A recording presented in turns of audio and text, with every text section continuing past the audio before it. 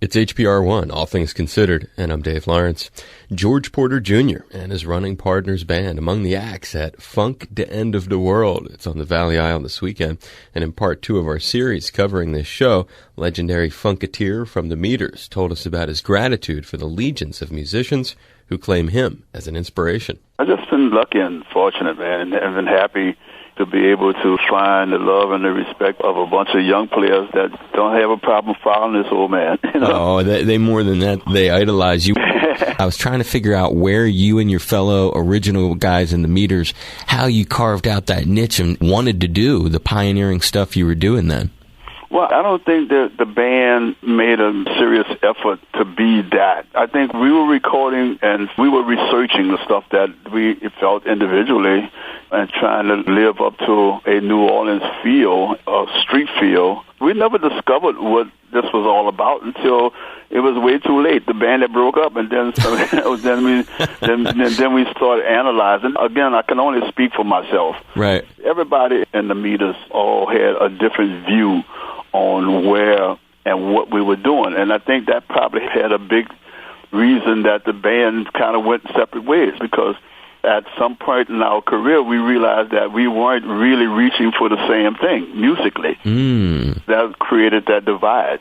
Do you find a different sort of outlet with the partners? Is it more because you don't have to deal with people who don't share your vision, or is it a different kind of sound that defines it? Well, with the running partners, I think it has more to do with it's my vision, and the players that play with me, although they are absolutely given the freedom to be creative, still pretty much live within the parameter of my musical concept. But at the same time, I still believe that there's a musical camaraderie that if the original 4 members was to ever make an attempt to try and do that, like I say, I never use the word never. I know. That's a nice feeling that it's so open, huh? Yeah. When it comes to New Orleans food, anything my mom cooks works for me. Anything my wife cooks is great. My daughter has taken over the gumbo department in our family. And, absolutely, my mom passed it on to her. And, man, she has recreated my mom's gumbo to a masterpiece, What was that whole Queen Mary, Venus and Mars event about? If you could kind of take us to it. It's part of your legacy. If you can talk a little bit about how you got connected to Paul McCartney and that whole thing. Paul was in New Orleans doing an album, and a friend of mine, Steve Egerton, who was driving the McCartneys around, Paul had been asking, where was I? Because he wanted to connect with me when he was in New Orleans. Steve told Linda that I was here. She told Steve to go get me, bringing me to the studio.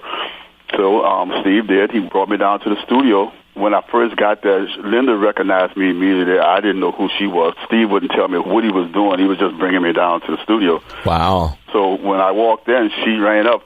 I'm looking at Steve, and oh, who the hell is this? And he kind of lifted out to me that that was Linda McCartney. I said, oh, hey, Linda, what's up? And stuff. And she was playing with this Xerox machine when I got there. And she had me stick my hands on the Xerox machine, and then she Xeroxed my hands, and then went back to the studio. And Paul and I was in the control room listening to a playback. And she came in with this picture of my hands, and she showed it to him and said, guess whose hands these are? And so he's kind of looking at her and said, come on, like, whose hands are these? She said, okay, who's your favorite bass player? And he said, George Porter Jr. And that was, boom. Wow. I said, whoa, wow. It's got to make you feel good to remember that, yeah?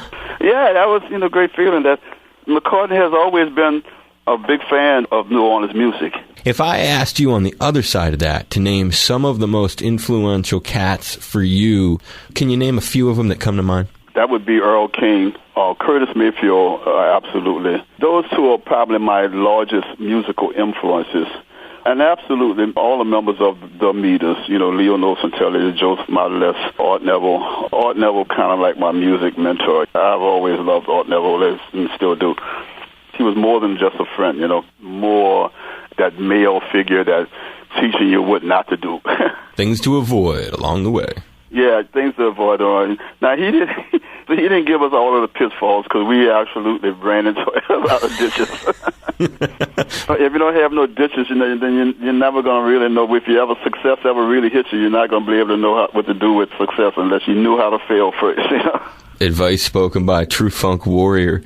Stay in touch, Brother George. I hope you enjoyed this today. It meant a whole lot to me you would take the time to speak with me. I've been a big fan for a long time. I love what you do, man. You make things sound just so warm on that bass, so thank you. My pleasure, Dave. Thank you. Be safe, brother. Stay in touch. All right, Captain. Take care. You too. Aloha. Bye-bye. Bye.